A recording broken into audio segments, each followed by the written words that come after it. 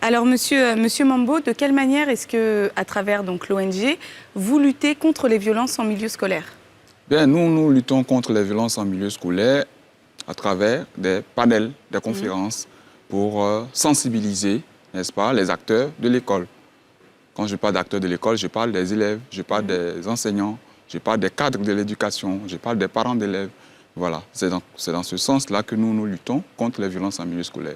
Pour revenir sur la définition des violences en milieu scolaire, il faut dire que la violence se définit comme toute action humaine visant à porter une atteinte à l'intégrité physique ou un traumatisme sur un individu ou un groupe d'individus dans un milieu donné. Donc, dans le cas de l'éducation, c'est l'école. Donc, toute action qui pourrait apporter atteinte physique ou un traumatisme sur un individu ou un groupe d'individus à l'école est une violence scolaire. D'accord. Je voulais qu'on revienne aussi sur la définition, mais dans le code pénal, quelle est la définition? Je suppose que les violences scolaires, les violences en milieu scolaire sont interdites depuis 2009, et pourtant, nous sommes en 2021, elles persistent. Comment est-ce que cela s'explique? Bon, il faut dire simplement que vous parlez de code pénal. Bon, moi, je ne peux pas donner la définition pénale, mais je peux simplement dire que la suppression, n'est-ce pas, du service corporel par les enseignants a été, comme on appelle ça, interdite, n'est-ce pas, au niveau du ministère de l'Éducation. Mais au-delà de ça, il y a ce qu'on appelle les violences qui se font entre les élèves et les élèves, les violences entre les enseignants et les élèves, les violences des enseignants contre d'autres enseignants, les violences des élèves contre l'institution même qui est l'éducation nationale. Voilà. Donc en fait, tout ça rentre dans les violences en milieu scolaire. Tout ce qui se passe à l'école et qui touche l'intégrité physique ou un traumatisme d'un enfant dans le domaine de l'école, ça peut être à l'école comme dans la zone scolaire, alors ce sont des violences en milieu scolaire. Est-ce qu'il y a plus de violences en milieu scolaire en zone rurale ou en zone urbaine? Donc, pour revenir sur la question de savoir qui se référer quand il y a violence, c'est justement pour ça que l'ONG Club des adultes pour la protection des enfants est née. Voilà. Vous savez que quand il y a violence, ça veut dire que quelque part, il y a quelque chose qui n'a pas marché. Tout à fait. Ça veut dire qu'il y a quelque part une dose de frustration qui a provoqué ou bien qui a poussé un individu ou un groupe d'individus à se manifester, à se faire entendre. Et comme ces élèves n'arrivent pas à trouver une oreille attentive pour exprimer, n'est-ce pas, leur colère, alors nous avons décelé que dans le système éducatif, il y a une institution qui manque. Cette institution, comme nous ne sommes pas l'État, alors nous avons préféré substituer ou bien créer cette institution en créant le Club des adultes pour la protection des enfants qui milite pour la protection des enfants et lutte contre les violences en milieu scolaire. C'est pourquoi les conférences que nous faisons pour sensibiliser les parents d'élèves et étudiants visent à interpeller l'État de Côte d'Ivoire à créer ce qu'on appelle le secrétariat d'État chargé de la prévention et de la lutte contre les violences en milieu scolaire. Ce système-là manque au système éducatif. C'est pourquoi aujourd'hui, chaque fois que quelqu'un se sent frustré au niveau du système, il se réfère directement au ministère de l'Éducation nationale. Alors que le ministère de l'Éducation nationale est censé conduire l'action éducative et non conduire les actions de revendication. Vous comprenez? Si le secrétariat d'État chargé de la prévention et de la lutte contre les violences en milieu scolaire existe, alors toutes ces personnes qui sentent le besoin de s'exprimer ou de revendiquer vont s'adresser à ce secrétariat chargé de prévenir la violence et lutter contre, prévenir, comment on appelle ça, les crises de violence, n'est-ce pas, pour pouvoir porter ces revendications au sommet de l'État et pouvoir les traiter. Vous comprenez? Donc, voici pourquoi l'organisation comment on appelle ça, des clubs d'adultes pour la protection des enfants est née. Aujourd'hui, un enfant, un élève qui se retrouve dans un milieu scolaire qui sent le besoin de vouloir s'exprimer, n'a plus besoin d'aller porter atteinte à l'intégrité physique de son condisciple ou à attaquer, n'est-ce pas, les infrastructures de l'école qui lui offrent un cadre d'apprentissage. Oui. Je suis d'accord, je comprends ce que vous dites, mais lorsque c'est des violences entre enfants, parfois c'est des violences entre élèves. Oui. Parfois c'est des violences Justement. aussi avec l'enseignant qui va porter des violences sur l'élève. Comment Oui. ça se passe? L'élève se tourne Justement, vers qui? Il ne va pas se tourner vers l'enseignant qui le violente. C'est Justement, compliqué. ces cas-là ont été déjà, comment on appelle ça, présentés à nous et nous avons réussi à les gérer. Quand les enfants font violence eux-mêmes, entre eux, vous voyez, souvent ils ont peur de porter cette affaire devant l'éducateur. Parce que l'éducateur, quand il écoute, après l'échange, il sanctionne celui qui a fauté. D'un -1 en conduite. Et cet enfant qui est sanctionné retrouve l'autre qui l'a apporté vers chez l'éducateur, derrière le portail, comme ils aiment bien le dire, entre griffes, derrière le portail, et là-bas, en dehors de l'école, il y a une autre forme de violence qui se passe derrière le portail. Et donc, nous luttons contre la violence en milieu scolaire et dans l'environnement scolaire, dans les zones scolaires. Alors, donc en dehors du portail, ça fait aussi partie... C'est possible, parce que ça fait partie de l'environnement scolaire. Vous comprenez? Alors, si un comité de veille, un comité de médiation, qui est l'ONG Club de l'adulte pour la protection des enfants, existe dans les établissements, alors cet enfant-là va se référer à cette organisation et puis gérer, n'est-ce pas, comment on appelle ça, ces causes qui ont provoqué cette violence-là. Et ils vont atténuer sans sanction. Vous comprenez? Et une fois que la crise est gérée sans sanction, les deux enfants, ou bien les deux protagonistes, se sentent à l'aise et ils retournent sur le chemin de devenir des médiateurs de la paix. J'entends ce que vous dites, mais si par exemple deux élèves sont violents, si peut-être un élève porte des coups sur un autre élève, il ne faut pas sanctionner l'élève qui porte... Non, il ne faut pas sanctionner la violence par la violence. Tout à fait. Vous comprenez? Oui, mais sanctionner peut-être d'une autre manière. Oui, c'est ce que je suis en train de dire. Quand un enfant se sent retrancher un point, pour lui, c'est une forme de violence.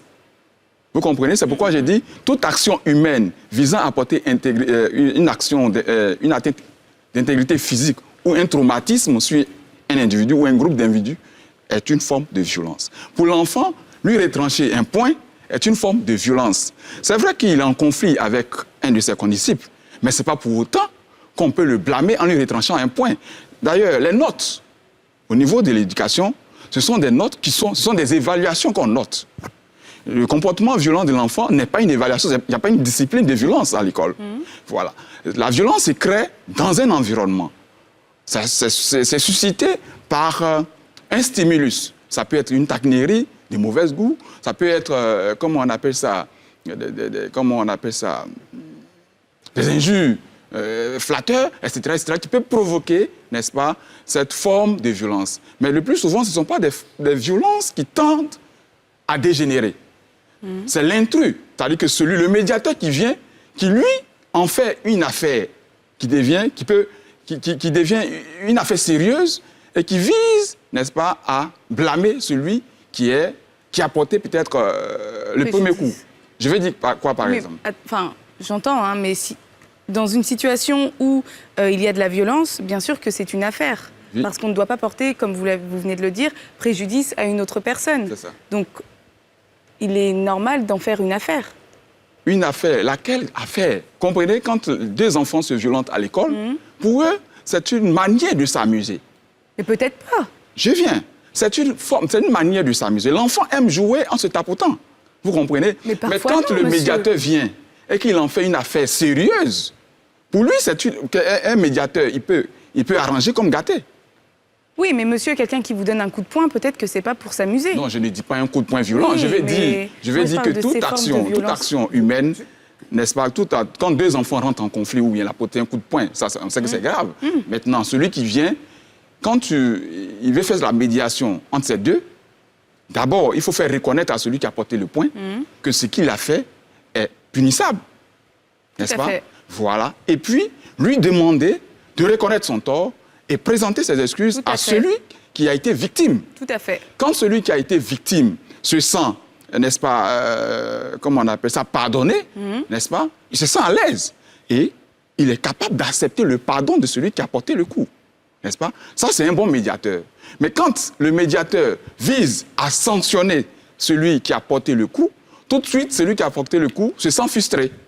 Et quand tu vas lui demander de présenter ses excuses, il va se sentir offusqué aussi. Et il ne va pas présenter les excuses correctement. Il va présenter devant vous pour ne pas, comment on appelle ça, hypothéquer votre autorité en tant qu'éducateur ou bien en tant qu'enseignant.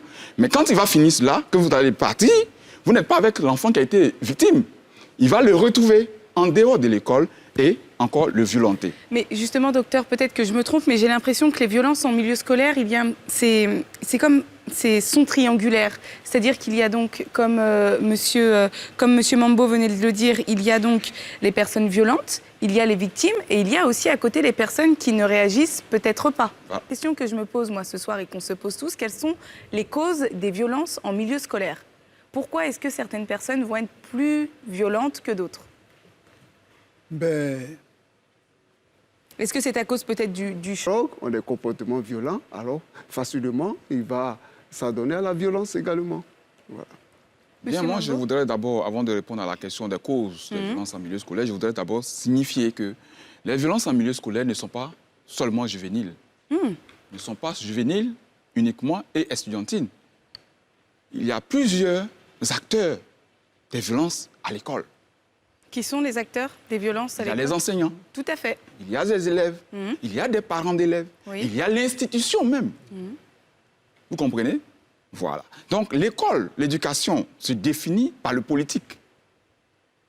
C'est lui qui définit la politique éducationnelle de son État, de son pays.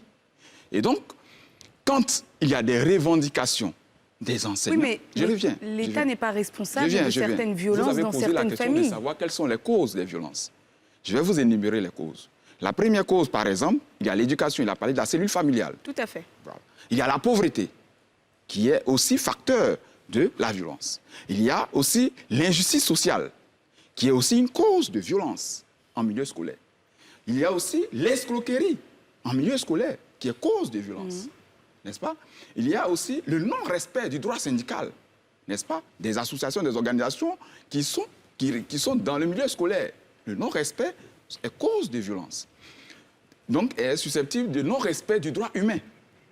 Comprenez? Il y a aussi ce qu'on appelle les frustrations, comme je suis en train de le dire. Quand on ne reconnaît pas, n'est-ce pas, ta valeur dans un environnement, mais dans un milieu, alors tu es frustré. Et cette frustration est cause de violence. Il y a aussi ce qu'on appelle la consommation des stupéfiants, tels que la drogue, l'alcool, qui est beaucoup récurrent dans ces dernières années. Il y a aussi les attouchements et l'harcèlement sexuel, qui sont des causes de violence. Donc vous comprenez que la violence en milieu scolaire n'est pas seulement l'affaire des élèves et des étudiants. Il y a aussi les acteurs comme les enseignants. C'est l'affaire de tous. C'est l'affaire de tous. C'est pourquoi nous, l'ONG Club des adultes pour la protection des enfants, nous disons que nous ne sommes plus à l'heure de rechercher un bouc émissaire. Nous sommes à l'heure du dialogue et du consensus.